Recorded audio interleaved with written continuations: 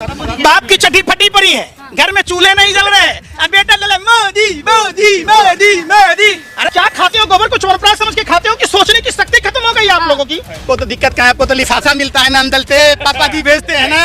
और जो हराम का खाता है वो भाजपा का गुण गाता है। बाबा साहब अम्बेडकर के संविधान से, देश के संविधान से छेड़छाड़ हुई तो इनको छठी रात का दूध याद करा देंगे, दिन में तारे दिखा देंगे। ये देश इनके बाप दादाओं का नहीं है और ये देश कोई दहेज में नहीं मिला हुआ है भाजपा आरएसएस के नेताओं को। हमारे और आपके बाप दादाओं ने देश के लिए कुर्बानी दी है, खून बहाया है, पसीने बहाए हैं, उम्र कैद की सजा काटी है, काला पानी की सजा काटी है, फांसी के फंदे को चूमा है। इसमें भाजपा आरएसएस के नेताओं की तरह न माफी भी, डरपोक बुज़दिल कायर की संतानें आज संविधान बदल देंगे। अरे सुनो एक मिनट, अरे नाना के घर से लाए थे कि मामा के घर से मोदी जी लाके दे रहे हैं 5 किलो? हाँ। हमारे टैक्स का पैसा है, अगर धन्यवाद करना है। अरे सुनो दलालो, सुनो पहले। हाँ। अगर मोदी जी को धन्यवाद करना है तो हिंदुस्तान के 140 करोड़ लोगों को धन्यवाद करना चाहिए कि एक गरम चाय बेचते बेचते देश बेचने वाला प्रधानमंत्री 80,000 का मशरूम खाता है, 10 लाख का सूट 5 लाख का बूट पहनकर 24 घंटा झूठ पर झूठ बोलता है। अरे देश की बेटियां नहीं चाहेगी कि नरेंद्र मोदी जैसा पति मिले, कोई भाई नहीं चाहेगा कि नरेंद्र मोदी जैसा जीजा मिले, कोई बाप नहीं चाहेगा कि नरेंद्र मोदी जैसा दामाद मिले। दे रहे, किसी को भूखा नहीं सोने दे रहे मोदी जी। मोदी जी नाना के घर से लाए थे कि मामा के घर से? हाँ। अरे सुनो एक मिनट, अरे नाना के घर से लाए थे कि मामा के घर से मोदी जी लाके दे रहे हैं 5 किलो?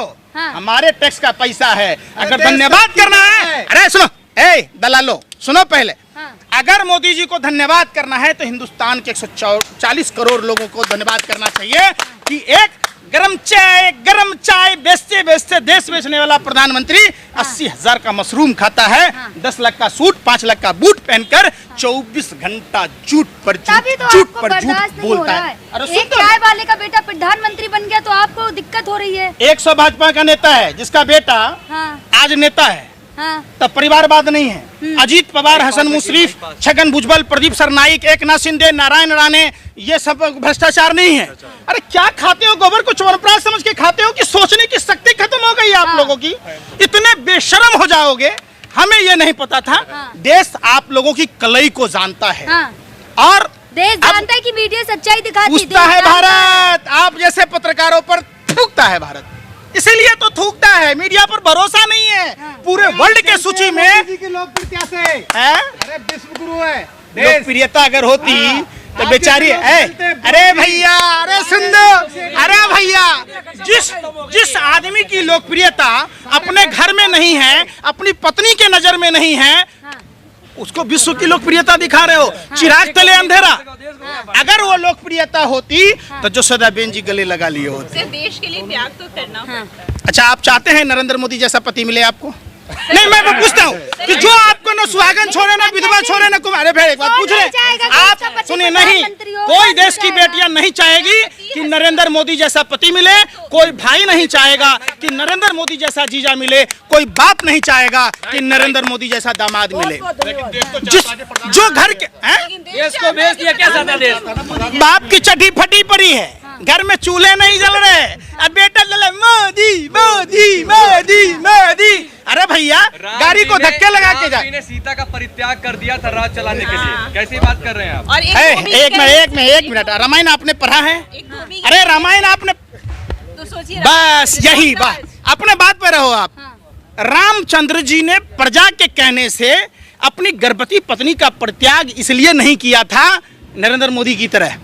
उसने, प्रजा ने सवाल पूछा, एक राजा का धर्म होता है प्रजा की, हम तो कह रहे हैं हम भी प्रजा हैं, दे दीजिए नरेंद्र मोदी जी, इस्तीफा दे दीजिए। 2 ही आदमी देश बचा सकता है, एक नरेंद्र मोदी जी खुद इस्तीफा देकर और दूसरी 2024 के चुनाव में देश की जनता वोट न देकर।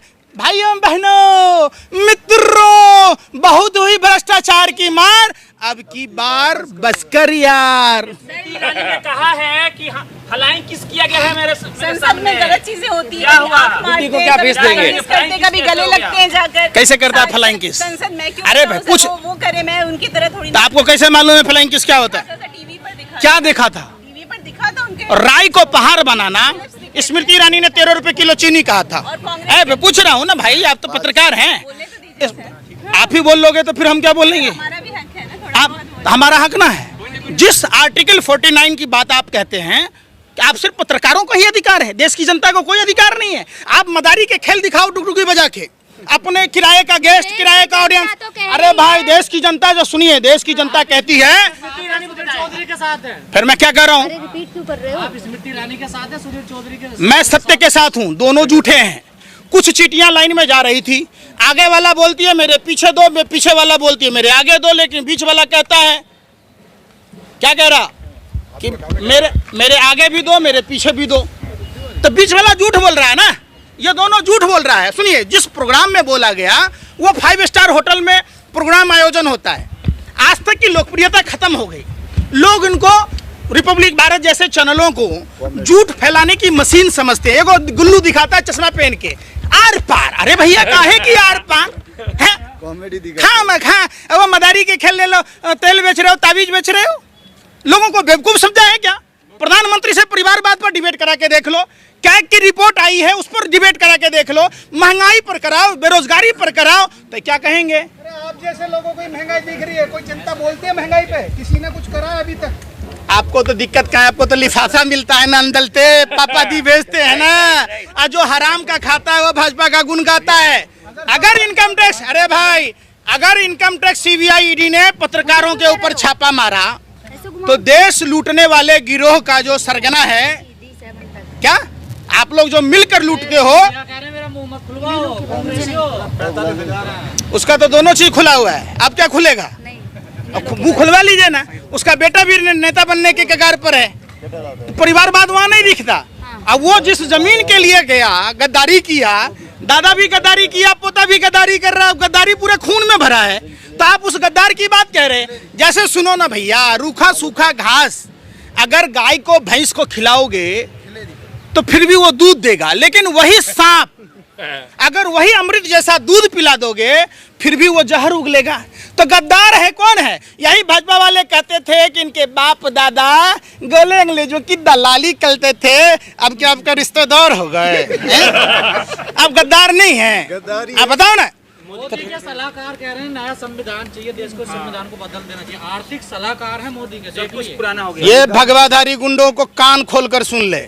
अगर बाबा साहब अम्बेडकर के संविधान से, देश के संविधान से छेड़छाड़ हुई तो इनको छठी रात का दूध याद करा देंगे, दिन में तारे दिखा देंगे।